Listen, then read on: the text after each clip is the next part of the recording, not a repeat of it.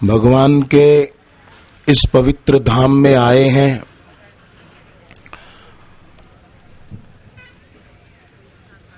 तो जीवन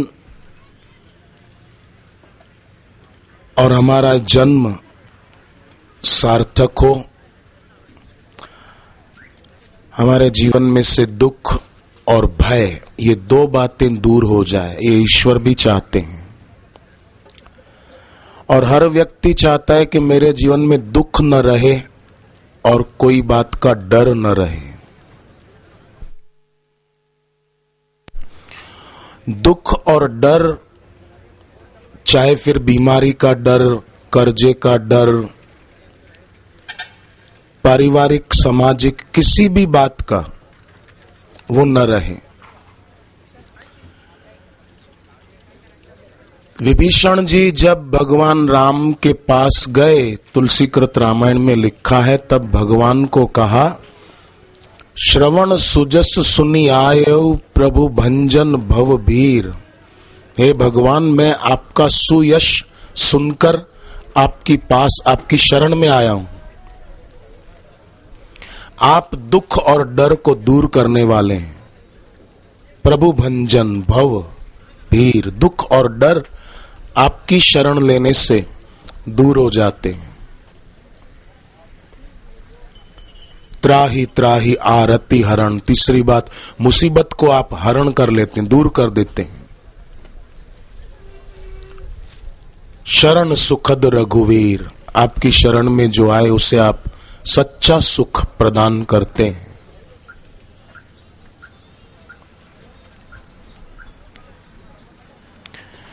तो हर व्यक्ति चाहता है कि मैं सदा के लिए सब दुखों से छूट जाऊं, मेरे जीवन में कोई रोग का, कर्जे का, कोई परिवार का डर न रहे, चिंता न रहे और मुसीबतें दूर हों। भगवान के इस धाम में हम आए हैं तो यही भगवान से प्रार्थना करें कि हम जहां भी रहें वहां भगवान और भगवत प्राप्त गुरु के होकर रहें। और हम ये न सोचें कि ये मेरा घर है, जहां भी रहते हो ये घर भी ईश्वर का ही धाम है। भगवान केवल एक जगह नहीं है। जैसे श्री क्षेत्र अरण के सावता जी कभी पंढरपुर आए नहीं और भगवान उनके पास गए बिना रहे नहीं, कि उनकी दृढ़ता थी कि भगवान सब जगह हैं। हिरण्याकश्यपु बोलता था, प्रहलाद के पिता का नाम हिरण्याकश्यपु था। हिरण्याकश्यपु बोलता था, कहां है भगवान? प्रहलाद बोलते थे, कहां नहीं है भगवान। तो ये मेरा घर है? नहीं, ये भी भगवान का ही है। हम रोटी खा रहे हैं? नहीं, हम प्रसाद खा रहे हैं, वो भी ईश्वर का, गुरु का, मालिक का दिया हुआ है। इससे जीवन में धन्यता आती है। नहीं तो व्यक्ति सारी जिंदगी कभी दुकान धंधे की चिंता, कभी बेटे बेटी की शादी की चिंता, कभी नौकरी की चिंता। पूनम के बाद चतुर्थी आती है कृष्ण पक्ष की। उस दिन सुबह गणपति भगवान का पूजन और रात को चंद्रमा में गणपति भगवान की भावना करके अर्घ्य देने से जीवन में आने वाले दुख और समस्याएं दूर होती जाती हैं। पूनम के बाद हर चतुर्थी कृष्ण पक्ष की।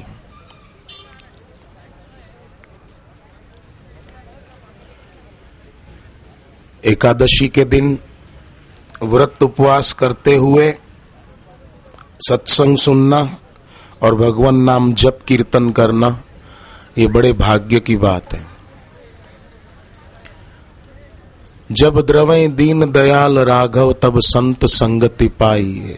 ईश्वर जब किसी पर राजी होते हैं तो उसे सत्संग का अवसर प्रदान करते हैं।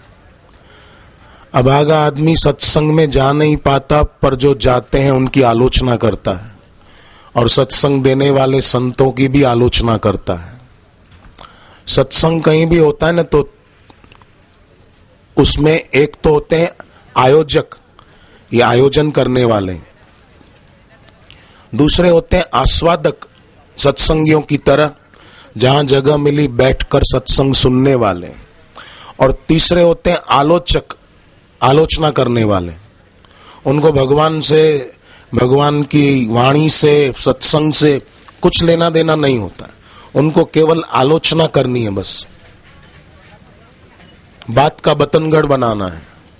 बात कहीं कुछ हो, पर वो लोग प्रस्तुति अपने शब्दों के माध्यम से करते हैं।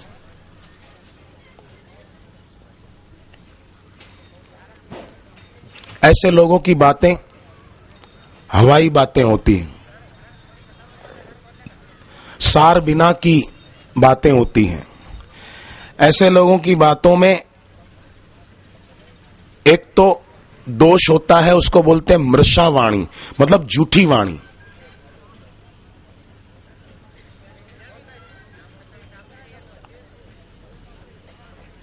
सत्य से बहुत दूर रहकर बोलते हैं।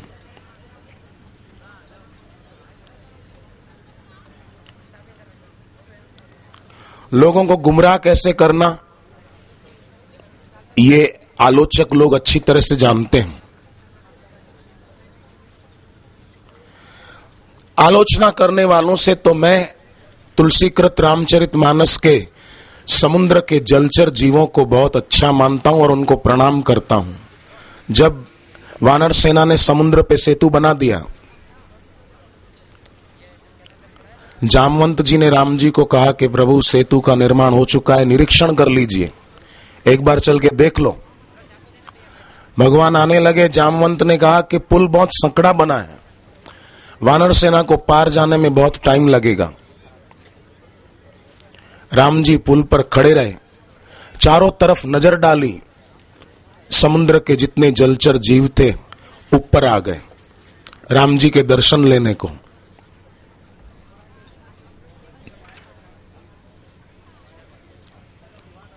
राम जी ने कहा, जामवंत तुम कहते थे ना कि पुल छोटा बना है, संकड़ा बना है, अब चारों तरफ पुल ही पुल है, जिसको जहां से जाना हो जाओ। जामवंत ने कहा, प्रभु ये तो जलचर जीव हैं, हम इनके ऊपर पैर रख के समुद्र पार करें और ये पानी में डुबकी लगा लें तो हम डूब नहीं जाएंगे। राम जी ने कहा, ये इतने दगाबाज नहीं है, ऐसा धोखा ये नहीं करेंगे, ये चालबाज और जालसाज लोग नहीं हैं।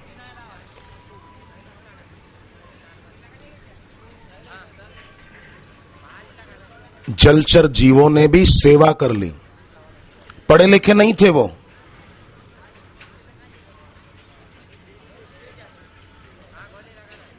पर आजकल कई दिखते पढ़े लिखे हैं, कोट पहना है, टाई पहनी है, सूरत सीधी सादी पर सीरत है शैतान की।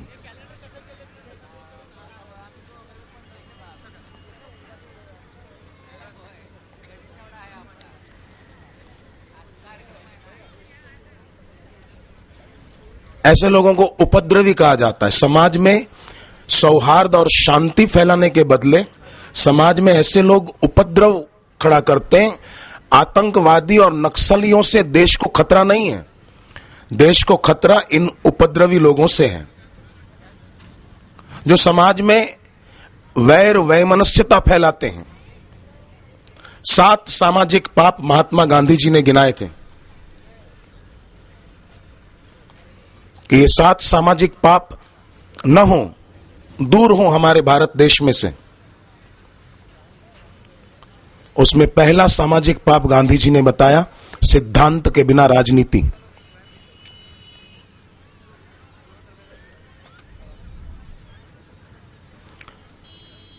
अपना स्वार्थ सीधा करने के लिए कुछ भी कर सकते हैं, किसी पर कोई आरोप लगा सकते हैं,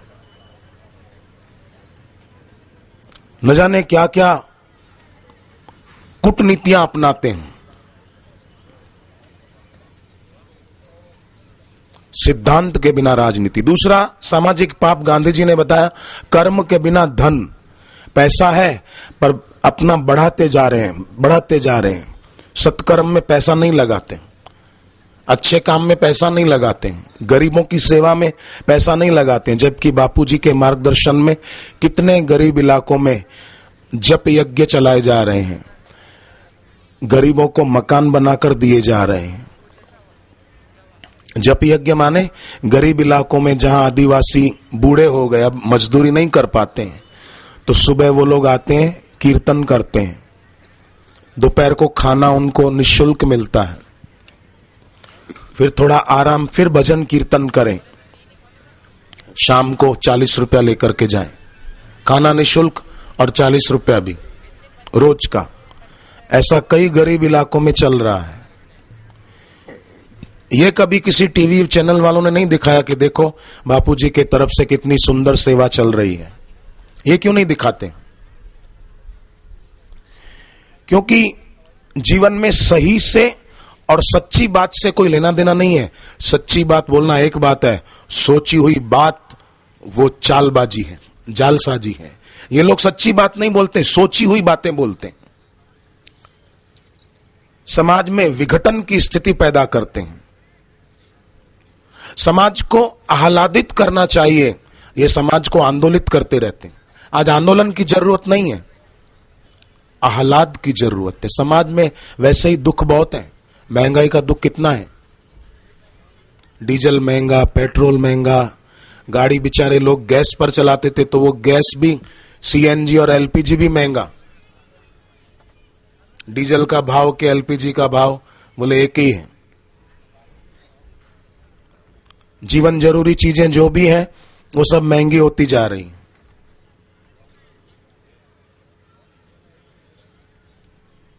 ऐसे में सदगुरु का सत्संग, उनसे मिला हुआ भगवान का नाम, भक्ति, यही कल्याणकारी है।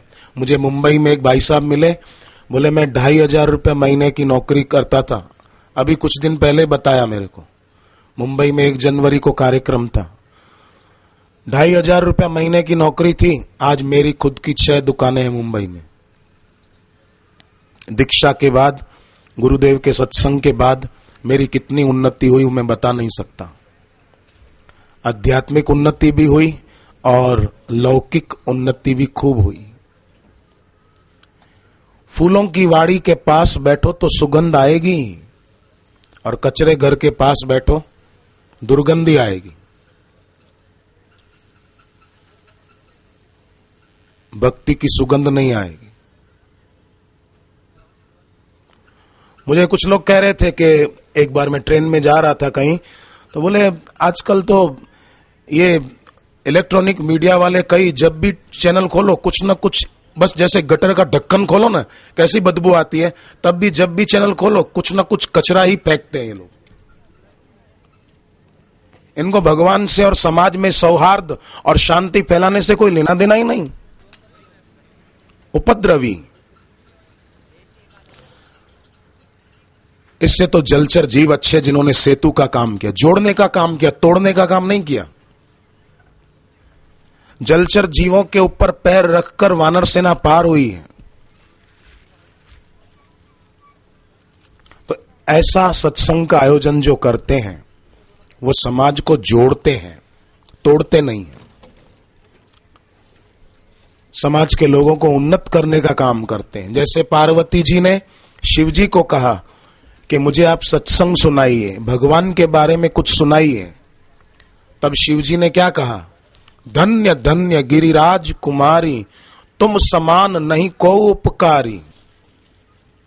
तुम्हारे समान कोई उपकारी नहीं है। क्यों?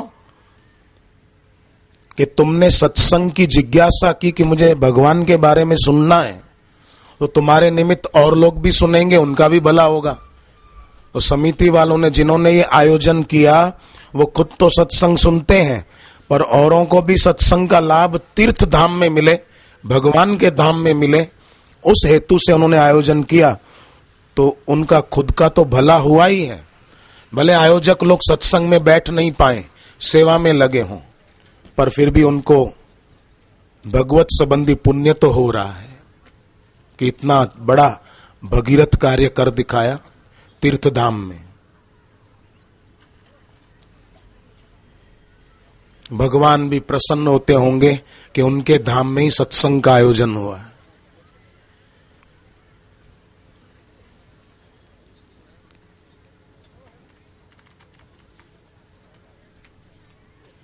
सेवा करना और बदले में कुछ न चाहना, यह भी भक्ति है। भले आयोजन में सेवा करने वाले ज्यादा माला जप न कर पाए आयोजन के दिन में, पर यह सेवा भी उनकी भक्ति हो जाती। भगवान के निमित्त करना और अहोभाव से करना कि हमको सेवा मिल गई, ये कितनी अच्छी बात है।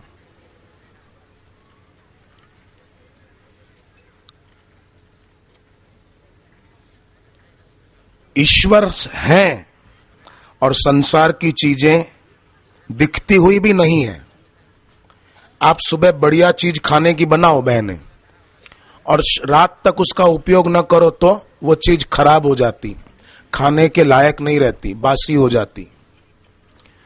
जब सुबह की बनाई हुई चीज शाम को खराब हो जाती है तो उन्हीं चीजों को खाकर पुष्ट हुआ शरीर वो कब तक ऐसा का ऐसा रहेगा?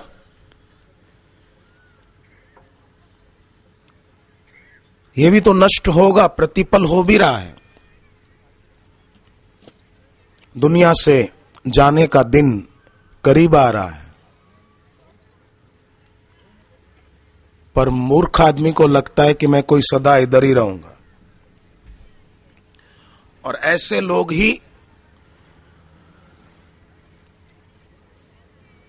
आयु की संपदा को वो संपदा पाने में गंवा देते हैं जो संपदा मृत्यु के द्वारा छीन ली जाती है। आप बताओ, बड़े बड़े राजा हुए, सम्राट हुए, कितना खजाना उनके पास था, मरे तब क्या ले गए? कर्मों की गठरियां ही तो उठाकर ले गए। धन इकट्ठा करने में जो गलत काम किए, मारपीट की, वो कर्म ही तो साथ गए। उससे तो केवट देखो, गरीब थे, नाव चला के गुजारा करते थे, पर भगवान के मित्र बन गए। भीलों के राजा थे निषाद राज, संपत्ति नहीं थी, जंगल में रहते थे, पर भगवान के मित्र बन गए निषाद राज। सावता जी 25 किलोमीटर पे है गांव, भगवान उनके पास जाते थे। बाहर की संपत्ति नहीं, पर भीतर की संपत्ति कितनी थी उनके पास, कितने बड़े थे अंदर से। महाराष्ट्र की धरती बड़ी पावन है। महाराष्ट्र में जितने संत और भक्त हुए गिनती नहीं कर सकते, इतने हुए। एक पति पत्नी बड़ा पवित्र जीवन जीते थे, दूध में शक्कर की तरह मिलजुल के रहते थे। दोनों में वैर झैर नहीं था, भक्ति भावना थी। एक दूसरे को मदद रूप कैसे होना, ये वो ध्यान रखते थे।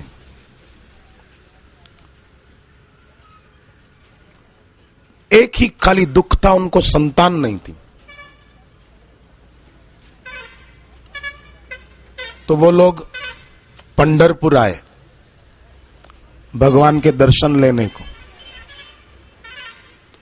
मंदिर के शिखर को दूर से देखा, आंखें भर आई आंसुओं से, भक्ति के आंसुओं से। आंसू केवल दुख के नहीं होते हैं, आंसू महासुख के भी होते हैं, भक्ति के आंसू। और भक्ति के आंसू आसमान की बरसात को फीका कर देते हैं। दुखी होकर कोई आदमी रोए तो ईश्वर को इतनी दया नहीं आती जितना भक्ति भाव के आंसू आ जाए। मैं दुखी हूं, वो आदमी ईश्वर का ही अपमान कर रहा है। भगवान कहते हैं मैं सबके दिल में हूं, और वो बोल रहा है कि मैं अकेला हूं, मेरा कोई नहीं है, मेरा कोई नहीं है।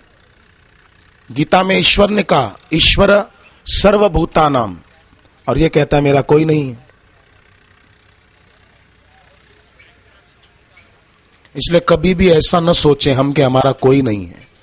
नहीं, भगवान हमारे, और भगवान की याद का, गुरु की याद का तिलक रोज करना चाहिए। अपना मस्तक सूना नहीं रखना चाहिए। ईश्वर और गुरु की याद का तिलक रोज, भाई तिलक करे तो पूर्व दिशा की ओर मुंह करके, बहनें तिलक करे उत्तर दिशा की ओर मुंह करके, मां पार्वती का स्मरण करते हुए, मां भवानी का नाम लेते हुए, तो उनका भाग्य चमकता है। उनके जीवन में से दुख, विघ्न और बाधाएं दूर होती जाती।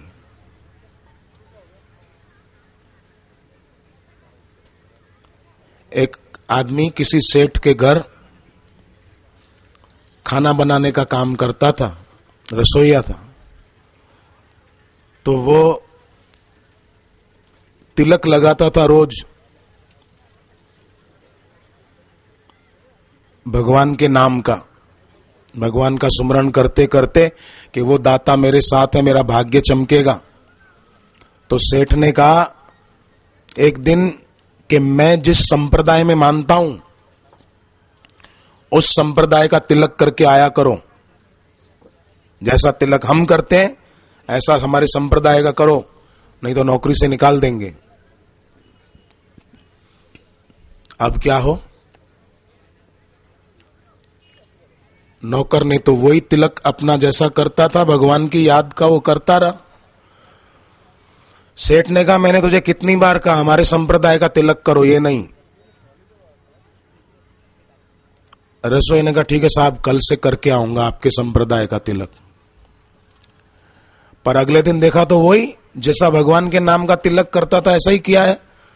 बोले हमारे संप्रदाय का तिलक नहीं किया, अब तेरी नौकरी गई। बोले नहीं साहब किया है। कहां किया है? तो उसने अपना पेट दिखाया। बोले साहब मैं तो खाने के लिए नौकरी करता हूं, पेट के लिए नौकरी करता हूं, तो आपके पास नौकरी करता हूं, आपके संप्रदाय का तिलक पेट पर किया है, बाकी मेरे ललाट पर तो मेरे विट्ठल के नाम का ही तिलक करूंगा मैं।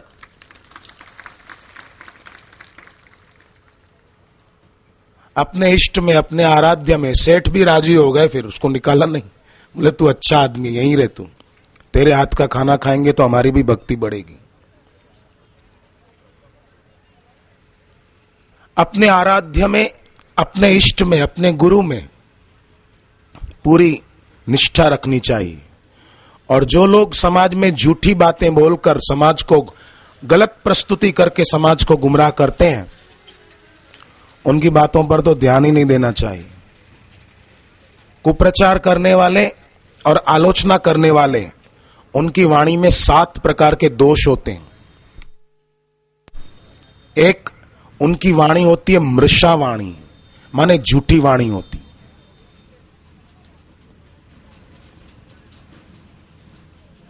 दूसरा दोष होता है मिथ्या वाणी। जगत में ही सत्य बुद्धि होती है उनकी, भगवान में सत्य बुद्धि नहीं होती है।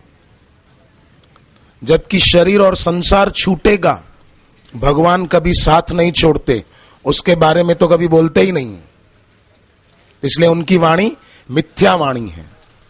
तीसरा दोष वृथा वाणी, बेकार की बकवास करते रहते हैं। देखिए फलानी जगह एक बिल्ली ने 5 बच्चों को जन्म दिया, अरे 10 को दिया, तुझे क्या? फलानी जगह देखो बिल्ली पेड़ पर चढ़ गई, वृथा वाणी। एक जगह ट्रेन खड़ी थी आउटर पर, स्टेशन के पहले खड़ी हो जाती है ना कई बार, तो 3 शराबी आपस में बातें कर रहे थे। एक शराबी बोला कि लगता है टायर पंचर हो गया है। अब ट्रेन में टायर कहां से आया? लगता है टायर पंचर हो गया है। दूसरा शराबी बोला कि नहीं नहीं, टायर पंचर नहीं हुआ, टायर बस्ट हुआ है।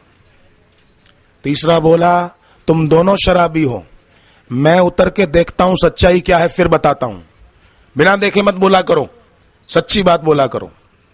तो तीसरा शराबी ट्रेन से उतरा, झुका तो हंसता हुआ बोला पागलों, देखा दोनों फालतू बात कर रहे थे, टायर पंचर नहीं हुआ है, बस्ट नहीं हुआ है, टायर ट्यूब दोनों निकल गए, कहीं पीछे छूट गए, है ही नहीं।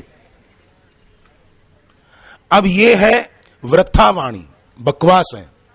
इनकी वाणी जैसे बकवास है ना, ऐसे आजकल कई मीडिया वाले बकवासी करते हैं, लोगों को सच्चाई से दूर रखते हैं, समाज में अशांति पैदा करते हैं, उपद्रव पैदा करते हैं।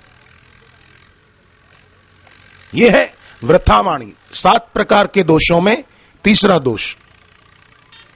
चौथा दोष है व्यथावाणी, जिससे दुख बढ़े।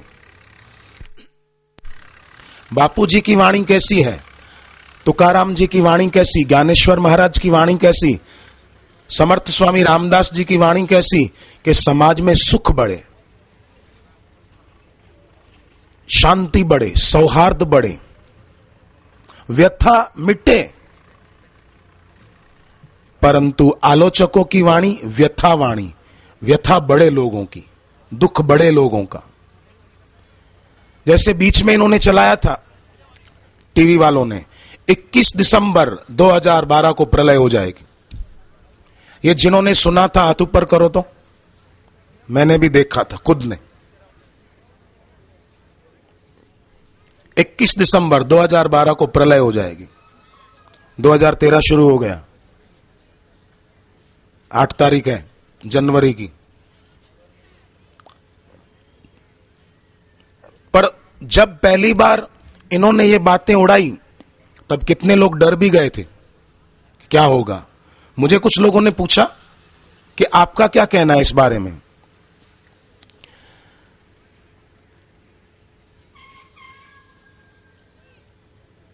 मैंने कहा, भगवान ने दुनिया बनाई तो इनसे पूछकर थोड़ी बनाई थी। जो ये बोलेंगे तो भगवान 21 दिसंबर को प्रलय कर देंगे। मैंने कहा था सत्संग फिर भी होते रहेंगे, आप हम मिलेंगे। उसके बाद सत्संग भी हुए, सूरत में शिविर हुई 25 दिसंबर की, दिल्ली में कार्यक्रम हुआ, मुंबई में हुआ 31 दिसंबर, 1 जनवरी मुंबई में 3 दिन सत्संग हो गया। अब यहां भी हो रहा है, कुंभ में भी होगा, प्रयागराज में। तो यह है व्यथावाणी इन लोगों की, कि समाज में लोगों को दुख बढ़े, टेंशन बढ़े, कभी दहशत फैलाते हैं, कभी अफवाहें उड़ाते हैं। तो 7 दोषों में चौथा है इनकी वाणी व्यथावाणी है। और 5वां दोष है कलुषित वाणी, पाप वासना से सनी हुई वाणी, कि हमारा पैसा कैसे बढ़े। ये पाप ही तो है, गलत ढंग से पैसा कमाने का भाव, ये पाप है। भ्रष्टाचार, किसी को ब्लैकमेल करना, डरा कर, धमका कर, कि नहीं तो हम ये कर देंगे, वो कर देंगे, नहीं तो हम ये बोल देंगे, ये कलुषित वाणी है, पाप के भावों से भरी हुई वाणी है। अभी भले पता न चले, परंतु गीता में लिखा है ऐसे लोगों के लिए, भगवान कृष्ण कहते हैं पतंती नरकेषु चौ, इनका पतन होगा, नरकों में पड़ेंगे। ये गीता कहती। जो लोग बोलते हैं स्वर्ग नरक है ही नहीं, तो भगवत गीता का 9वां अध्याय पढ़ें और 16वां अध्याय पढ़ें, फिर मेरे से बात करें। गरुड़ पुराण पढ़िए, भागवत का 5वां स्कंद पढ़िए, अरे वेद पढ़िए, छोड़ो दूसरी बात।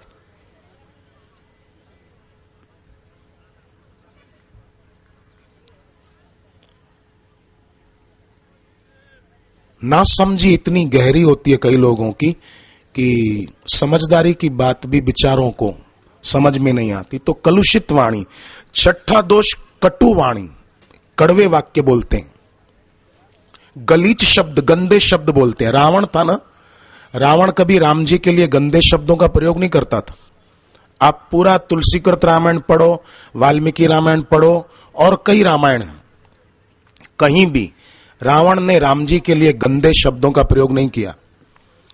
परंतु कई इलेक्ट्रॉनिक मीडिया वाले महापुरुषों के लिए गंदे शब्दों का प्रयोग करते हैं।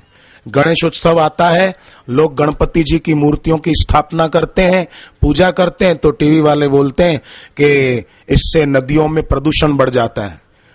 मूर्तियां बनाने में केमिकल का प्रयोग होता है, रंगों में, तो वो जब विसर्जन करते हैं गणपति जी का, तो नदियों का पानी जहरीला हो जाता है।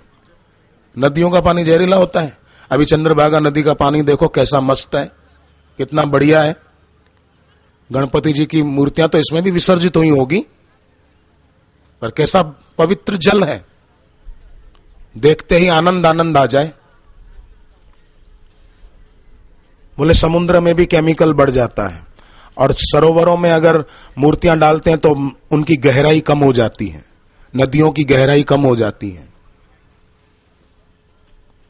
ये नहीं सोचते कि गणपति जी का स्थापन करते हैं और सब लोग जय गणेश देवा आरती करते हैं तो वातावरण कितना पवित्र हो जाता है। आकाश वक्रतुंड महाकाय से गूंज उठता है। हवामान का प्रदूषण सरकार दूर कर सकती है, पर विचारों का प्रदूषण सरकार दूर नहीं कर सकती, वो तो भक्तों के द्वारा होता है। कभी गणपति जी का स्थापन किया और अनंत चतुर्दशी तक गणपति जी की पूजा चलती रही। कभी नवरात्रि आई तो दुर्गा मां की मूर्ति की स्थापना की, मां भवानी का पूजन किया, नवरात्रियों में व्रत रखे। उन भक्तों के द्वारा विचारों का प्रदूषण दूर होता है, पर उन भक्तों पर ही आरोप लगा देंगे कि ये मूर्तियां बनाते से केमिकल बढ़ जाता है। नहीं, ये कटु वाणी, लोगों को अच्छी न लगे, चुभे, ऐसी वाणी है। और सातवां दोष है इनकी वाणी का, अपथ्य वाणी। अपथ्य वाणी मतलब पचने वाली नहीं है, पचती नहीं है। 21 दिसंबर 2012 को प्रलय होगी, यह बात किसी को पची नहीं और सच्ची भी नहीं पड़ी। आश्रम में तंत्र विद्या होती है, जादू टोना होता है, ये अपथ्य वाणी किसी को पची नहीं। और सुप्रीम कोर्ट ने क्लीन चिट दे दी कि आश्रम में कोई तंत्र विद्या नहीं होती, कोई जादू टोना नहीं होता। और सुप्रीम कोर्ट ने दी तब दी, पर सब लोग जानते हैं आश्रम में कौन सा काला जादू होता है। गुरुदेव भगवान के नाम की दीक्षा देते हैं, बच्चे बच्चियों को सारस्वत मंत्र देते हैं, जिससे बच्चे बच्चियों का जीवन तेजस्वी हो। 4th क्लास में पढ़ती थी एक बच्ची, तब सारस्वत मंत्र लिया, हर साल फर्स्ट आती थी और 17 गोल्ड मेडल पाए उसने। अभी 16 साल की है, 16 साल की उम्र और गोल्ड मेडल जीते 17। और कई ऐसे बच्चे बच्चियां हैं जिन्होंने सारस्वत मंत्र लेकर विद्या प्राप्ति में अपार सफलता पाई। तो 7 दोष वाणी के,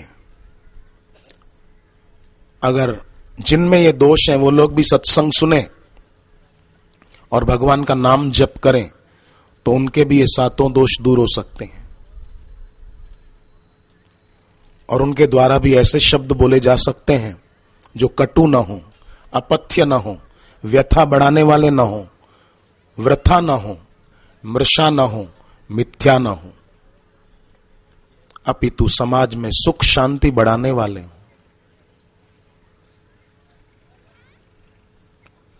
जैसे गुरुदेव ने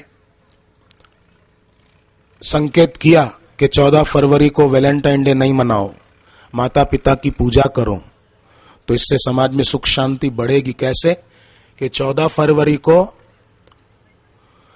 हर साल, लगभग हर साल ही 14 फरवरी को सूर्य भगवान कुंभ राशि पे स्थित होते हैं। कुंभ राशि के स्वामी कौन है? शनि देवता। और शनि देवता बेटे किसके हैं? सूर्य भगवान के। वे अपने पिता का पूजन करते हैं, पिता की परिक्रमा करते हैं।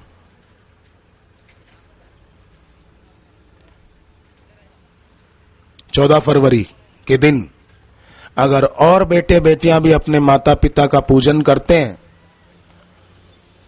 तो सूर्यदेव और शनिदेव उन पर खुश होते हैं। और सूर्य भगवान लक्ष्मी कारक ग्रह माने गए हैं, शनि देवता आयु कारक ग्रह माने गए हैं। जो 14 फरवरी को अपने माता पिता का पूजन करते हैं उन पर सूर्यदेव और शनिदेव खुश होकर उनकी लक्ष्मी भी बढ़ाते हैं, उनकी आयु भी बढ़ाते हैं। गुरुदेव ने तो सहज में कह दिया परंतु कितना बड़ा लाभ 14 फरवरी को माता पिता की पूजा करने वालों को होता है और होता रहेगा। भगवत प्राप्त संत की बात मानने से लाभ ही होता है। इसलिए कबीर जी और तुलसीदास जी ने सत्संग की महिमा गाते हुए कुछ पद कहे हैं, वो अभी हम लोग एक बार गा लेंगे। पत्रिका जिनको न बटी हो एक बार सेवादारी जल्दी से बांट संस्थिता। अपना आत्मबल, मनोबल, प्राणबल जागृत करें। अब पाठ करेंगे। पत्रिका अभी भी जिनको न मिल पाई हो हाथ ऊपर करना। बांटने वाले कि नित्य युक्ता उपासते।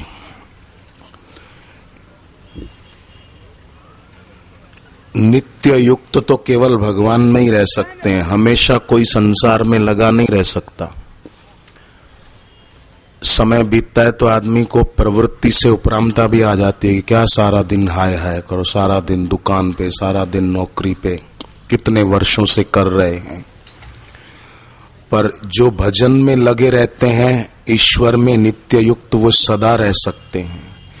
ईश्वर की, ईश्वर प्राप्त गुरु की स्मृति बनी रहे, उसको नित्य युक्ता भक्त कहते हैं। हमेशा बनी रहे। दुकान पे, ऑफिस में, कहीं भी काम धंधा करते समय बीच बीच में देखें कि मेरे दिल दिमाग में ईश्वर की और गुरु की स्मृति रहे। हरि हरि हरि हरि हरि हरि, हे भगवान, हे प्रभु, हे नाथ। मैं बात पूरी करूं। पति पत्नी पंढरपुर आए, भगवान के चरणों में प्रणाम किया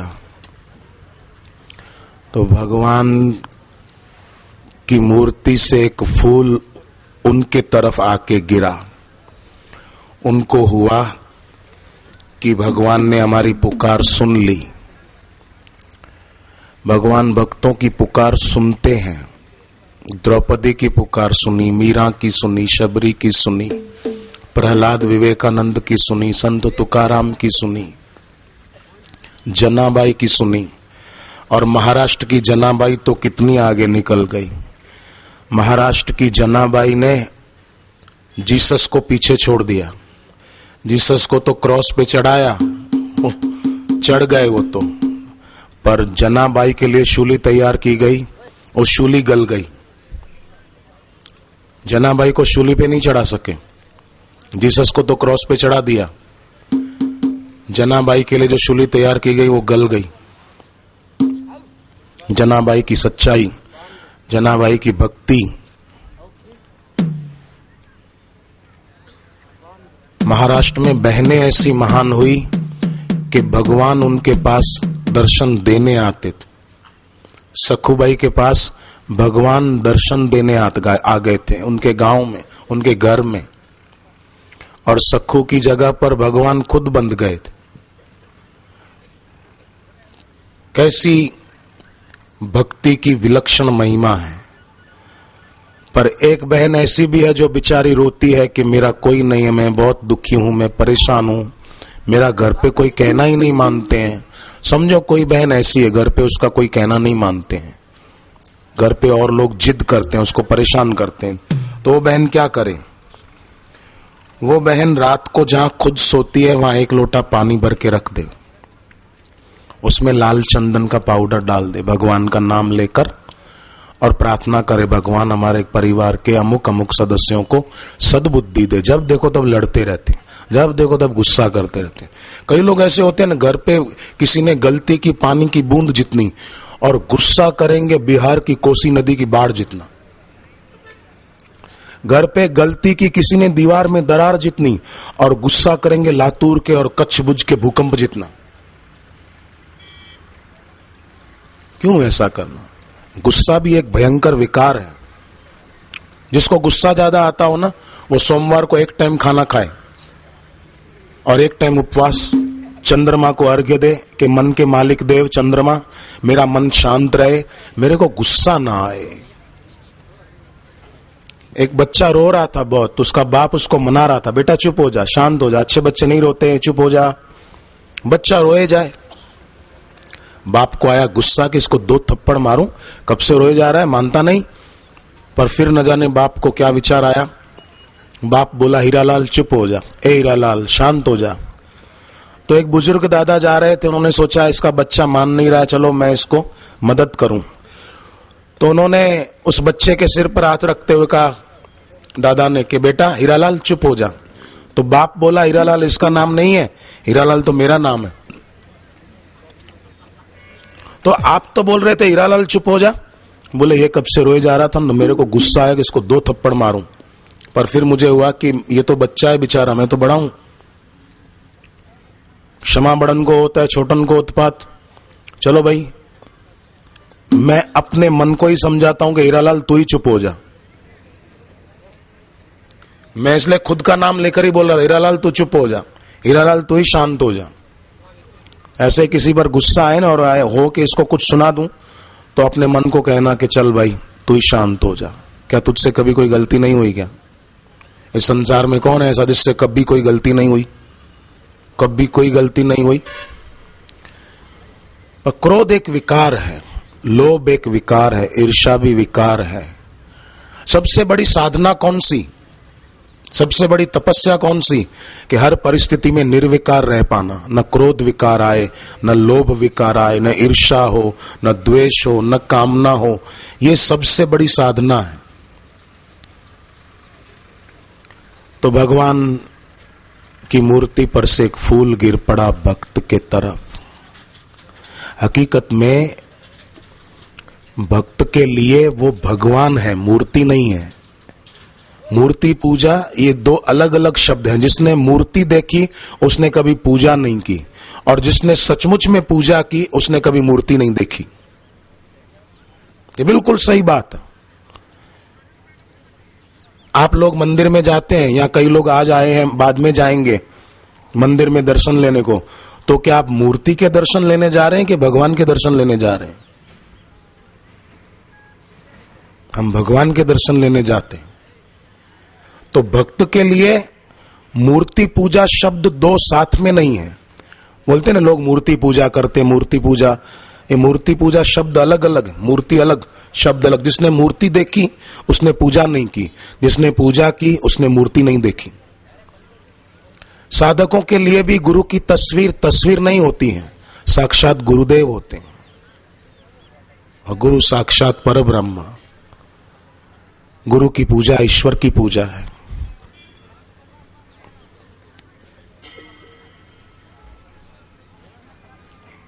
हमारा सौभाग्य है कि ऐसे भगवत स्वरूप गुरुदेव के सानिध्य में तीर्थ धाम में बैठकर एकादशी के दिन सत्संग का अवसर मिल पाता है, ताकि भगवत संबंधी पुण्य जो कभी नष्ट नहीं होता वो और बढ़े और बढ़े और बढ़े। फूल गिरा, वो प्रसाद पाकर वो लोग घर आए, समय बीता, वो पत्नी को देवी को अच्छे दिन रहे, बच्चे को जन्म दिया, बच्चे का नाम रखा गोरा। मिट्टी के बर्तन बनाने का काम परिवार में चला आ रहा था वर्षों से, सो गोरा भी वही काम उन्होंने सीख लिया। समय बीता, गोरा जी की शादी कर दी गई।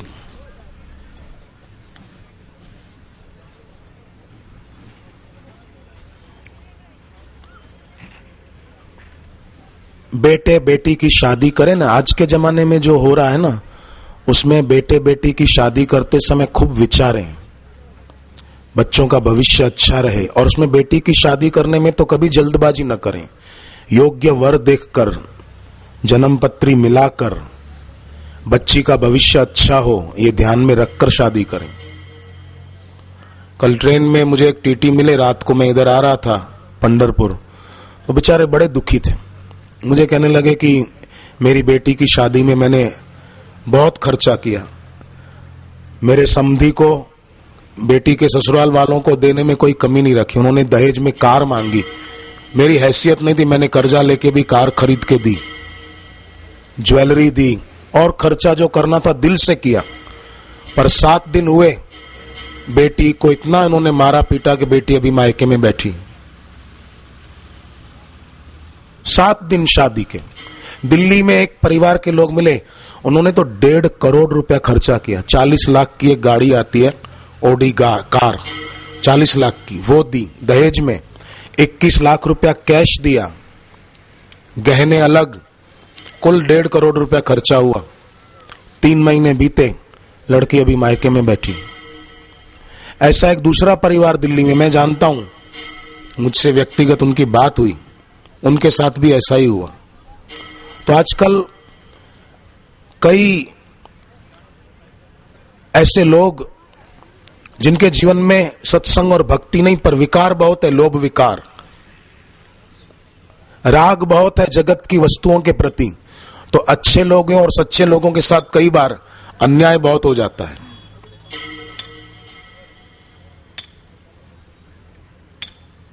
हम तो 7 दिन हुए और बेचारी बेटी मायके में बैठी, ये अन्याय नहीं? मैंने उसे कुछ बताया कि ये करना, भगवान गुरुदेव अच्छा करेंगे, घबराओ नहीं। अंदर से अपने आप को कभी निराश मत मानो और बेसहारा मत मानो।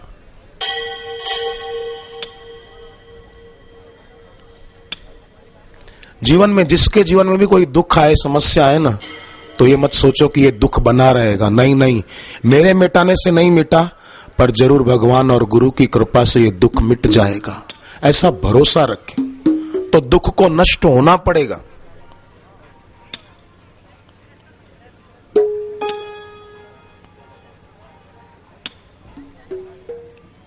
भगवान भक्तों के पक्षधर हैं। भगवान ने दुर्योधन का साथ नहीं दिया था, युधिष्ठिर और अर्जुन का साथ दिया था। द्रौपदी की साड़ी खींची जा रही थी, भगवान ने द्रौपदी को निर्वस्त्र नहीं होने दिया। साड़ियां बढ़ गई, दुशासन थक के बैठ गया।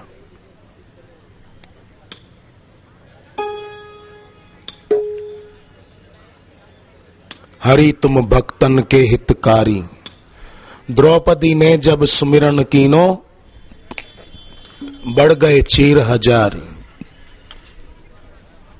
हाथी ने पुकारा, भागवत का गजेंद्र मोक्ष पुस्तक अभी भी मिलती है, छोटी गजेंद्र मोक्ष 2 रुपए की। गजेंद्र मोक्ष कोई रोज पढ़े तो उसके सिर पे भी कर्जा नहीं रह सकता। प्रार्थना पूर्वक गजेंद्र मोक्ष का पाठ कोई करे, उसके ऊपर कोर्ट में केस चल रहा हो, तो वो निर्दोष साबित होगा, सच्चाई की जीत होगी। ईश्वर का, ईश्वर प्राप्त गुरु का, उनके नाम का सहारा लें। बाकी सब सहारे तिनके और पत्ते के सहारे के समान है। जैसे कोई नदी में डूब रहा हो तो पत्ते का सहारा, तिनके का सहारा लेकर कोई नदी पार नहीं कर सकता।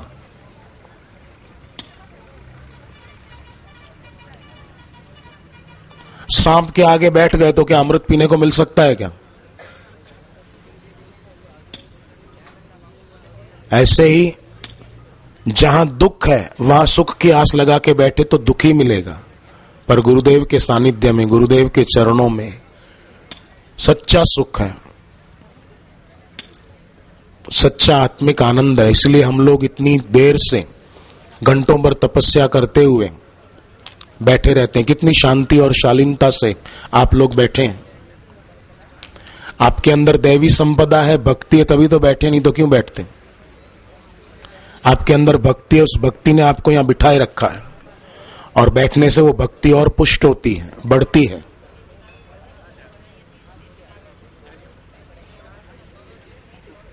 आपने जो है ईश्वर, उस ईश्वर के तरफ अपनी आंख उठाई है।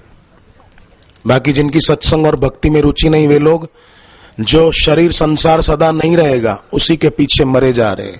एक आदमी ने नोकिया का फोन खरीदा, मोबाइल, सबसे बड़ी स्क्रीन वाला।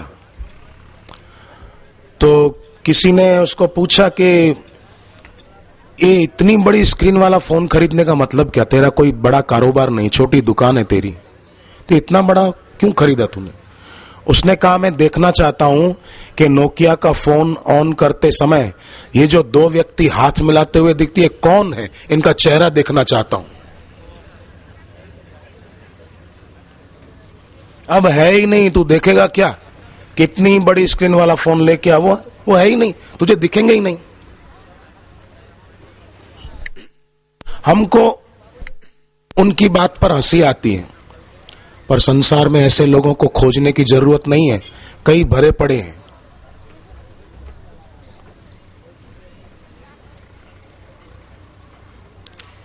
जो अपनी भूल का पुनरावर्तन कर रहे हैं। जैसे ऋतुओं में सर्दी, गर्मी, बरसात पुनरावर्तन होता है ना, ऐसे उन लोगों के जीवन में भी पुनरावर्तन हो रहा है।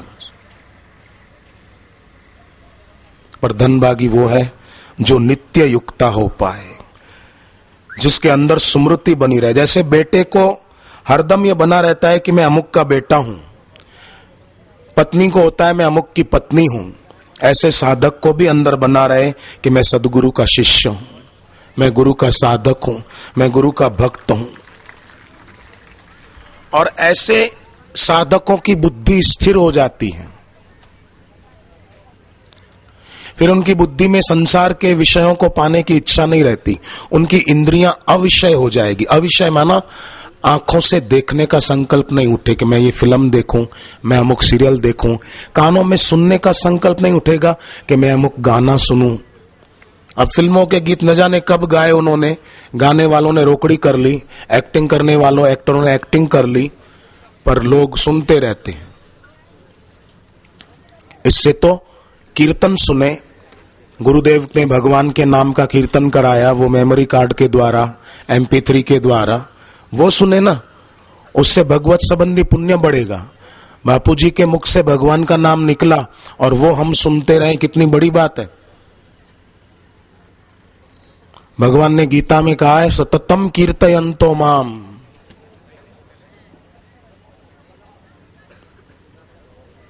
तो घर पे इसका लाभ उठाएं। गांधी जी ने जो 7 सामाजिक पाप गिनाए उसमें एक तीसरा है आत्मा के बिना सुख। मतलब अंतर्मुख नहीं होते, बाहर से ही मजा लेने में लगे हैं। तो बाहर के मजे तो पानी में खींची हुई लकीरें हैं, कब तक टिकेगी।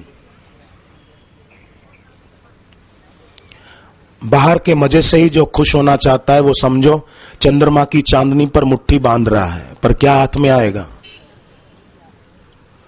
जो बाहर से ही सुखी होना चाहता है वो तो हवा को समझो मुट्ठी में कैद करना चाहता है, संभव नहीं है। सोचना चाहिए उन लोगों को कि रुपया तो खर्च करने पर खर्च होता है, समय तो बिना खर्च किए ही खर्च हो रहा है। नहीं हो रहा है, अभी भी समय तो जा ही रहा है, पर हमारा समय सार्थक हो रहा है, हम सत्संग में बैठे हैं। रुपया खर्च हो जाए तो आदमी फिर से कमा सकता है, समय खर्च हो जाए कोई नहीं कमा सकता। इसलिए बहादुर वो है जो अपनी इंद्रियों को गुरु का सत्संग सुनकर दीक्षा लेकर अविषय बना पाए, मन में बेकार की बातें न चलती रहे। व्यर्थ कोई सार्थक मान लिया तो सार्थक के तरफ आंख कब उठेगी।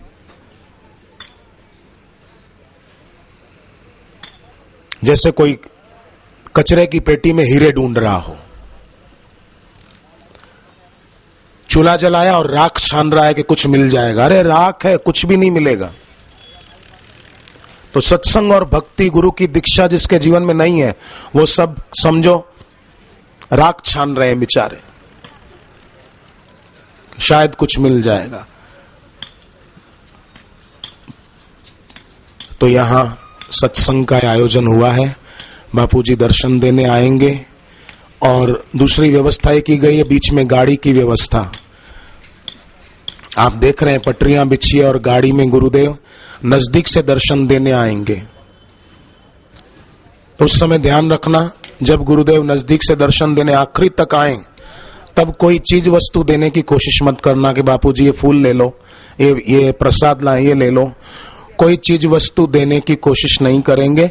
उस समय बापूजी हमको जो देने आ रहे हैं नजदीक, वो लेने की हम तैयारी रखें। गुरुदेव अपनी दृष्टि के द्वारा हमें अपना प्रसाद देते हैं, गुरुदेव अपनी उपस्थिति से हमें प्रसाद देते हैं। प्रसाद केवल हाथ से ही नहीं होता, बापूजी तो वो भी देते हैं, पर महापुरुषों की दृष्टि से भी अमृत बरसता है। क्यों? कि उनकी दृष्टि में सब कुछ भगवान ही है। उनकी दृष्टि में ये लड़का है, ये लड़की है, द्वैत नहीं, उनकी दृष्टि में अद्वैत है, ब्रह्म है, ईश्वर है। तो ऐसे गुरुदेव की नजर हम पर पड़े, ये भी भाग्य की बात है। तो उस समय कोई चीज वस्तु देने की कोशिश नहीं करना। अगर आपके पास वाला देने की कोशिश करे, कई लोग होते हैं ना, फूल उछालते हैं, उनको लगता है कि हम कोई बड़ा काम कर रहे हैं, गुरुजी पर फूल फेंके। नहीं नहीं, कोई भी फूल या ऐसी वही चीज देने की कोशिश करे तो उस समय दूसरे लोग भी उनको चुप करा दे कि अभी नहीं, अभी गुरुदेव जो दे रहे हैं वो लेने की तैयारी रखो, उनके कृपा प्रसाद को पचाओ। सुखदाई शीतल हृदय देखत शीतल नयन। गुरु का हृदय कैसा होता है? सुखदाई, शीतल होता है, वहां तो कोई ताप नहीं है, ना आदि भौतिक ताप, ना आध्यात्मिक ताप, ना आदि दैविक ताप, कोई ताप नहीं, ताप रहित उनका हृदय, सुखदाई शीतल हृदय। उनको देखने से हमारा हृदय भी शीतल होता है, पवित्र होता है। देखो, कई कलाकार होते हैं ना, एक्टर एक्ट्रेस, वो दिखने में सुंदर होते हैं पर उनको देखने से हमारा हृदय शीतल नहीं होता है, ये सबका अनुभव है। पर गुरुदेव के दर्शन होते ही हमारा हृदय शीतल होता है, आंख पवित्र होती है। बापूजी के दर्शन करें ना दिल से, श्रद्धा से, तो हमारी आंख तो फिर वही रहती है, हमारी दृष्टि वो नहीं रहती, हमारी दृष्टि बदल जाती है। क्योंकि गुरुदेव से आशीर्वाद मांगना नहीं पड़ता, गुरुदेव से आशीर्वाद बरसता है। जैसे सूर्य से किरणें बरसती हैं धरती पर, चंद्रमा से शीतलता बरसती है धरती पर, गंगा से पानी गौमुख से बहता है गंगा सागर के तरफ, ऐसे गुरुदेव से आशीर्वाद का झरना बहता है हम सब साधक भाई बहनों के तरफ। इसलिए मैं सभी से प्रार्थना करना चाहूंगा कि ऐसा मत सोचना कि मेरे जीवन में कोई दुख है, हम बापूजी को बताएंगे, गुरुदेव आशीर्वाद देंगे तब हमारा दुख मिटेगा। नहीं, कहने की जरूरत नहीं है। गंगा जी को कहना नहीं पड़ेगा कि पानी दो, चंद्रभागा नदी को कहना नहीं पड़ेगा पानी दो, वो तो दे ही रही है। कितना पानी बहा जा रहा है देखो।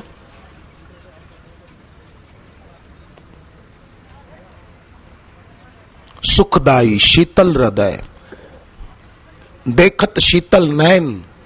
गुरुदेव देखते हैं तो भी उनके नेत्र कैसे, बोले शीतल हैं। उनकी आंखों में द्वैत का ताप नहीं है, अद्वैत का सौंदर्य है। इसलिए देखने से दिल पवित्र होता है। ये कई भाई बहनों का अनुभव है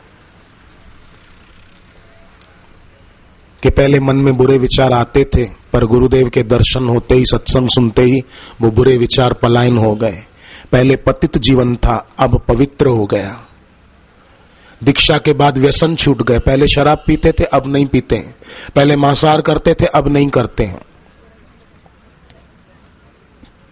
टीवी पर तो दिखाते थे बीच में, संडे हो या मंडे रोज खाओ अंडे, पर नादान सोचते नहीं कि अमेरिका में रिसर्च हुई है, अंडे में जो पीला पदार्थ होता है उसमें कोलेस्ट्रॉल की मात्रा अधिक होती है, बहुत ज्यादा होती है। वो जो खाएगा तो खाने वाले के शरीर में कोलेस्ट्रॉल बढ़ेगा, हार्ट अटैक आएगा, जल्दी मर जाएगा।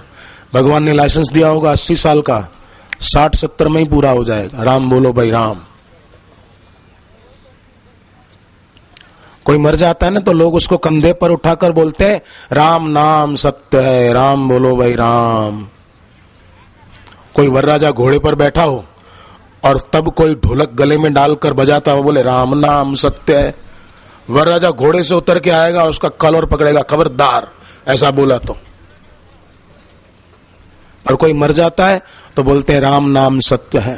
सारी जिंदगी उसका जो नाम था वो कोई नहीं बोलता फलाना सेठ सत्य है, फलानी सेठानी सत्य है, नहीं, राम नाम सत्य है। सारी जिंदगी जिसको सच मान रहा था, आया मृत्यु का एक झटका, लोगों ने बोल दिया अब तो राम नाम सत्य है। पर धनभागी वो है जो जीवन काल में समझ ले कि राम नाम सत्य है, भगवान का नाम ही सार है, बाकी सब असार है। संसारी आदमी, भोगों में उलझा हुआ आदमी खुद तो डूबता है, दूसरे को भी डुबाता है। एक आदमी नदी में डूब रहा था, चिल्ला रहा था बचाओ बचाओ। गहरा पानी था तो उसके हाथ में एक बड़ी मछली आ गई। उसने क्या किया, उस मछली को पकड़ के जोर से किनारे की ओर फेंक दिया। और चिल्लाया, कम से कम तू तो बच जा, तू क्यों डूब रही है? अब खुद तो डूब रहा था, कम वक्त मर रहा था, मछली को भी मार डाला ना। मछली का जीवन पानी है, वो जलचर जीव है। तो संसार में ऐसे लोग हैं जिनकी सत्संग में रुचि नहीं, भगवान के नाम में रुचि नहीं, खुद तो डूब रहे हैं, खुद की श्रद्धा नहीं, दूसरों की तोड़ रहे। पर भक्त, जैसे आप में से कई लोग ऐसे होंगे जो खुद तो आए हैं, पर दूसरे जो नहीं आ रहे थे उनको पकड़ के ले आके, चल हम जा रहे हैं, तू भी चल सत्संग में, तूने दीक्षा नहीं लेना, पंढरपुर में तीर्थ धाम में बापूजी से दीक्षा लेना। जो ऐसे दूसरों को साथ में लेकर आए, हाथ ऊपर करो, दूसरों को अपने साथ लेकर आए हैं। देखो कई बहनें हैं, कई भाई हैं जो अपने साथ लेकर आए कि चलो तुम भी दीक्षा ले लेना, चलो तुम भी सत्संग सुन लेना। आप भी ईश्वर की ओर चलते हैं, दूसरों को भी ईश्वर की ओर ले चलने का काम करते हैं। भगवान विट्ठल उन पर कितने खुश होते होंगे कि खुद भी भक्ति करते हैं, दूसरों को भी भक्ति करवाते हैं।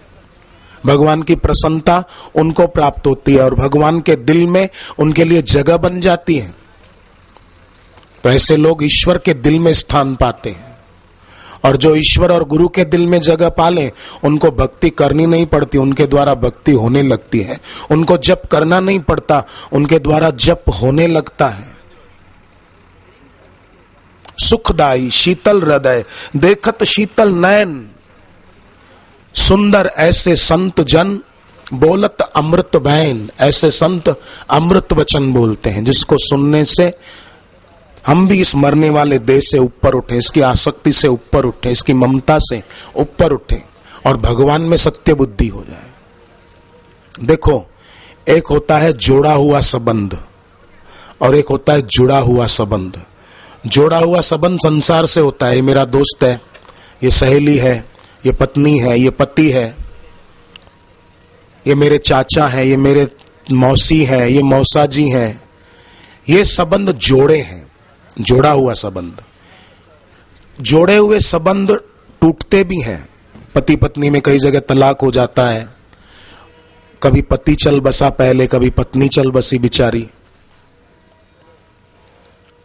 जिनकी तबीयत ज्यादा खराब रहती हो ना, खतरनाक बीमारियां जिनको हो जाती हो, उनके नाम से शिवलिंग पर दूध जल चढ़ाना चाहिए, महामृत्युंजय मंत्र बोलना चाहिए, ताकि उनकी वो घातक बीमारी दूर हो। आंखों की रोशनी कमजोर हो तो रविवार को नमक मिर्च नहीं खाना चाहिए, दूध रोटी खा लेना चाहिए। तिल के तेल का दीपक जलाकर सूर्य भगवान को दिखाना चाहिए। जो तिल के तेल का दीपक जलाकर रोज नहीं तो रविवार को सूर्य को दिखाते हैं, वो जब तक जिएंगे उनकी आंखों की रोशनी बढ़िया रहेगी। चश्मे का नंबर बढ़ेगा नहीं, घटेगा जरूर, बढ़ेगा नहीं। और साथ ही साथ आश्रम के नेत्र बिंदु आंखों में डालें, प्राण मुद्रा का अभ्यास करें। हाथ की आखिरी 2 उंगलियों का ऊपरी हिस्सा अंगूठे के ऊपरी हिस्से से मिला दें। पहली 2 उंगलियां सीधी रखें इस प्रकार और हाथ घुटनों पर रखकर बैठें जिनकी आंखों की रोशनी कमजोर हो। तो इसको प्राण मुद्रा कहते हैं। प्राण मुद्रा करने से प्राण शक्ति मजबूत होती है और आंखों की रोशनी बढ़िया रहती। जिनको सिर दर्द रहता हो या कभी कभी हो जाता हो 7 दिन में 10 दिन में, वह हाथ की पहली उंगली अंगूठे के ऊपरी हिस्से पर दबा दे, 3 उंगलियां सीधी रखें, हाथ घुटनों पर। इस ज्ञान मुद्रा का अभ्यास करने से अंगूठे के ऊपर मस्तिष्क से जुड़ी हुई पिट्यूटरी ग्रंथि है, उसका एक्यूप्रेशर पॉइंट अंगूठे के ऊपर है, उसको ऐसे दबाकर बैठो तो पिट्यूटरी ग्रंथि कार्यान्वित होती है, याद शक्ति बढ़ती है, सिर दर्द आदि की तकलीफ दूर होती है।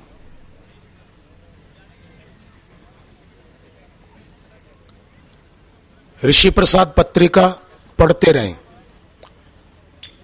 ताकि भविष्य में किडनी खराब ना हो, लीवर खराब ना हो, हार्ट की तकलीफ ना हो, आदमी निरोग रहे। आजकल तो दवाएं भी कितनी महंगी मिलती है और गलती से कभी कोई एक्सपायर डेट वाली दवा खा ली तो मुसीबत और बढ़ जाती, रिएक्शन हो जाता है। आरोग्य निधि में आरोग्य की रक्षा का मंत्र है, उसका जप करें तो आरोग्य बढ़िया रहेगा।